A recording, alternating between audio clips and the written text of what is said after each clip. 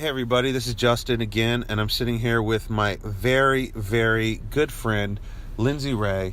She is an exceptional singer-songwriter and probably one of the most prolific songwriter-producers for music for film and TV and advertising. She's done projects for Target, T-Mobile, and McDonald's, as well as about every other thing you've ever seen on TV. And we're going to do 5 questions and a bonus question with Lindsey. So, and we'll get you all over social so you can follow her. The first question I have for you, Lindsey, is how did you get into writing music for sync?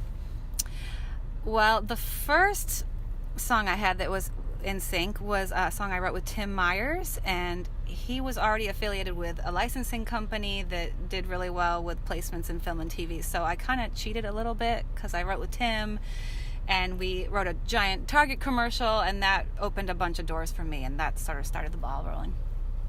Awesome. Do you need to spend a lot of money on your recordings? I think it depends on what kind of sound you're going for and what your capability is on your own. If you want to spend the money to download Logic and learn how to use it, it's very user-friendly, and you can do that.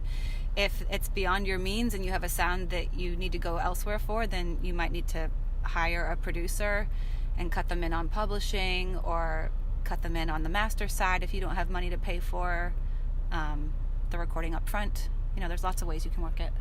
I'm going to change the third question really quickly because I wanted to ask you about, you said the master side and then you said the publishing side.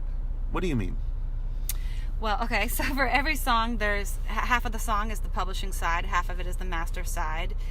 If you own the recording, if you're signed to a record label, then the label would own the master. But if you're independent like I am, then you can own your pub and master. And when a song is licensed, the money that they pay you half the money for publishing and half the money for master. So it's good to own both if you can. And if you need to play around with paying somebody and you don't have the money up front, that's a good way to, cut them in. You can give a producer a piece of master. To entice them to help you. Yeah.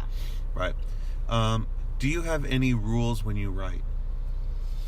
When I write for sync, I have rules, and the rule is that it always needs to be positive, either empowering or something that's just a feel-good vibe. You don't want to use words like don't. You don't want to say anything that sounds negative or victim-y, because that just generally isn't what an ad is trying to go for. Just start paying attention to commercials, and you'll notice that it's always a happy feeling, a good vibe, or encouragement. I like that. Yeah. How important is collaborating? I think that also depends on your level of expertise and ability. I think for me, I like to do half and half. I think it's really important to maintain writing on my own and make sure I can still do that. But I also think collaborating is really important. You learn a lot from your collaborators, how they write, what their style is like, and you can just grow a lot as a writer when you collaborate. So I think both are equally important. Excellent answer. Bonus question.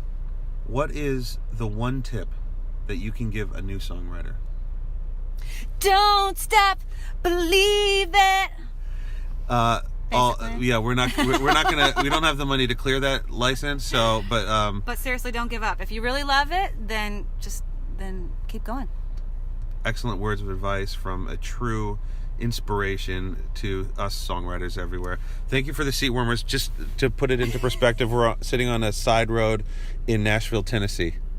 Thanks, Lindsey.